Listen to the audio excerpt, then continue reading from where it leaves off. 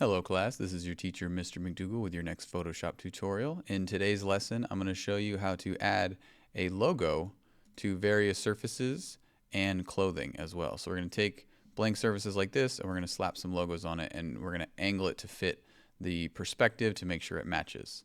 So let's get into that. So this is today's lesson 519, logo mockups. As usual, you have exercise files to download. Download the exercise files and open them all up in Photoshop, and we will start with this one, Mockup 01. So pause the video right now if you have to get the files all downloaded and opened in Photoshop, and then join me again at this point. So what we're going to do is we are going to slap some logos on these various billboards to get started. We will also do a couple of shirts as well.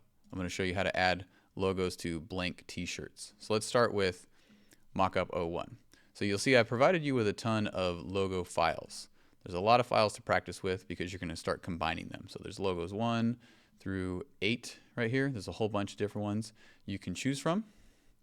First, I want you to pick one that you want to start with. Let's say I want to start with this one for the billboard. Find the logo you want to slap on, and you're going to select all and then copy it for the time being. So Control A to select all, and then Control C to copy it. So now let's go back to logo mockup 1. We are going to create a duplicate of the background layer so we don't cause any permanent damage or destructive editing to this one. So let's Control J to duplicate this guy. And now we will be able to add it. So one way I've shown you how to distort things before, like when we did the text blending, is how to change the angle using edit, transform, and distort. But there's a slightly easier way to do it as well. That distort way will work perfectly fine, but if you want to do it a little bit faster, we're going to do it this way. So check this out. We're going to go up to filter, and then we're going to come down to a new filter. We've been exploring a lot of different kinds of filters and stuff these days. We're going to go to vanishing point right here. So click on vanishing point, and then by default you'll see your mouse turns into a little square. And we're going to do a couple of clicks to draw around the corners. So start in one corner. Let's start up here in this top corner. Click here once. I just clicked once. I'm not holding the mouse. I'll come down here and I'm going to click this side. I'm just tracing the edge of the billboard. And then I'm going to click again. Again, I'm not holding my mouse. I'm just doing single clicks. Click one more time. And then we're going to click one last time. You can see what it's doing is it's drawing this grid. So now that I've clicked it 4 times, it's created this plane for me. And now what I'm going to do is I'm going to hit Control V to paste the logo I got earlier. It'll probably be too big, so to adjust the size to get to the transform controls option, it's over here. Come down here to the transform tool. It looks like the mouse with the dotted lines around it. Click on that and then you'll see you'll now be able to adjust the size. So you can shrink it to be roughly the same size as the billboard. And then all you gotta do is click and drag and move it, and you'll see it lines up on that plane. If you just move it over here, it goes to the exact angle that you want. And we can continue to expand this a little bit more if we want, but just get it exactly where you want, and then click OK. And again, it's on its own layer, so we edited non-destructively, but now you can see I have the logo already angled to match the plane of the billboard. So for the remaining mockup files, that was mockup 1, you have 2, 3, 4, and 5. I want you to do the same thing with any of the logos that you wish. Just do 3 more. For mockup 5, for this last one, I want you to find your own logo. So for mockups 2, 3, and 4, use any of the logos that I've provided. But for mockup 5, I want you to find your own. Go online, download a PNG file of a fun logo that you like, and put it here on this particular billboard. So I'll give you a chance to do that. Pause the video so you can complete that part. And then when you're ready, join me again for the next part on Shirt 01, because this part will be different. So pause the video now, go and complete the other exercise mockup files, and then join me again right here. Okay, on this one, it will be very similar. What we're going to do, there's a couple of things we have to do first. We first need to save this file as a PSD to use as a reference point later.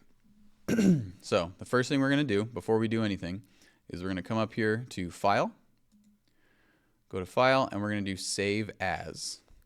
And this one we actually want to save to our exercise files and not to the cloud. So if it says save to cloud, make sure you change it so it's back on this so you can save it to your exercise files. You just need to change it to save as a PSD. By default, it's a JPEG, a normal old picture, but we just need to change this. Click on Save As Type and click this Photoshop PSD file, this very first one right there. So click on that. Don't click Save to Documents. We're going to save it here. And then just click Save. All right, so that's step number 1. Good job.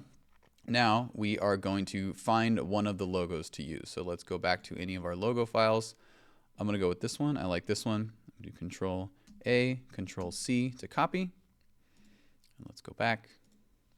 And then Control V to paste. Let's adjust it to roughly the spot that we want it in.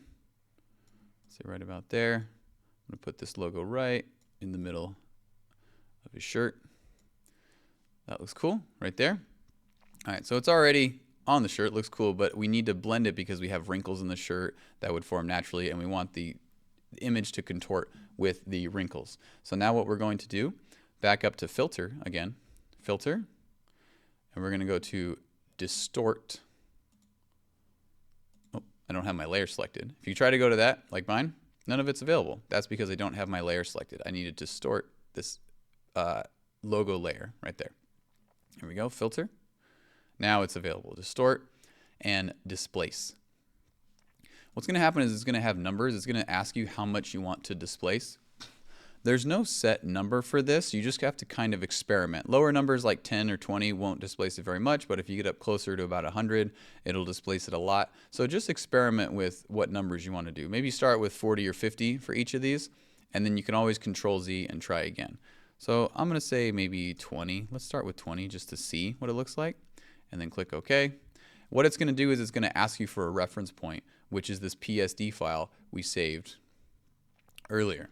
So as the very first step, we saved shirt01.psd. That's why we saved it like that, because it's going to ask us for it as a reference. So if I click on that, you can see what happened. It started to bend it and distort it along the wrinkles. Might not be enough for me. I might distort it a little bit more. So you can always Control Z to undo and try again. Distort, displace. Like I said, this is where you're going to play around with it. Maybe let's try 50. Click OK. Like this again. That might be a little too much. So let's try it one more time. Control Z. As I mentioned, there's no set number. It just depends on the image and the logo, and just kind of messing around with it. Let's do maybe 30. See what that looks like. Okay, I think that looks a little bit better. You may pick a different one. That's okay. It doesn't really matter. So it's already looking really good. We're just going to add 2 more things to really blend it.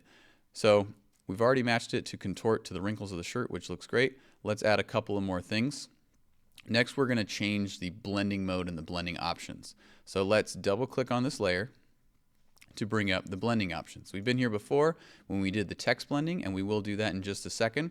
But first, go up here and change the various blending modes until you find one that you like. You can see if I scroll through here how the image is starting to change on how it blends with the image underneath it. So find one that you like and just makes it a little bit more realistic. As I scroll through, I can see all the different kinds until you find one that looks realistic. Pick one that looks cool but also realistic, like it might actually be what the logo on a shirt looks like. I'm going to go up here to, I like either multiply or color burn. I think I'm going to go with color burn. I like that one. All right, now it's looking good. The last thing we're going to do is we're going to do the underlying layer slider like we did with text blending to make the logo look a little bit more faded, like it's on a t-shirt. Right now it looks too sharp and clean. So let's take this.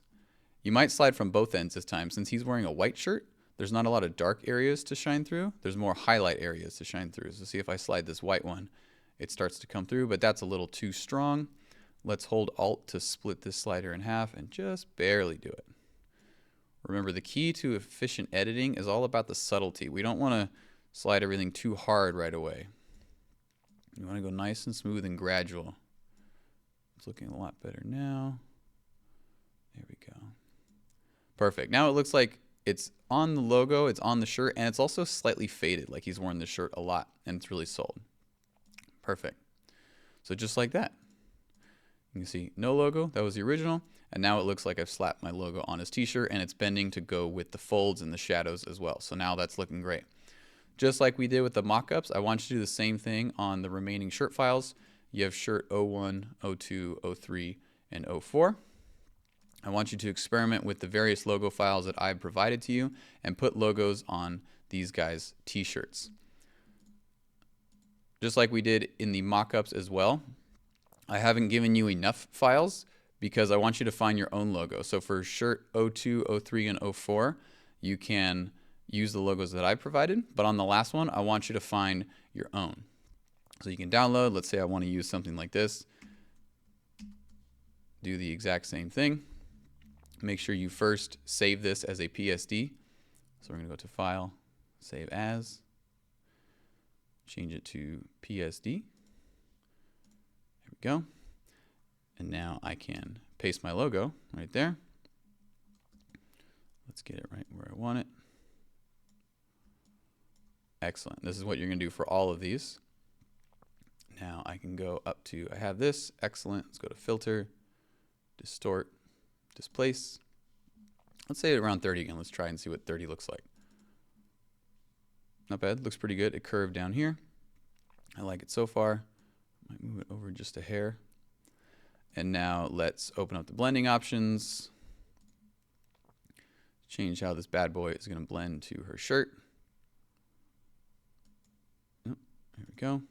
You can pick one that you like. You might find a completely different logo.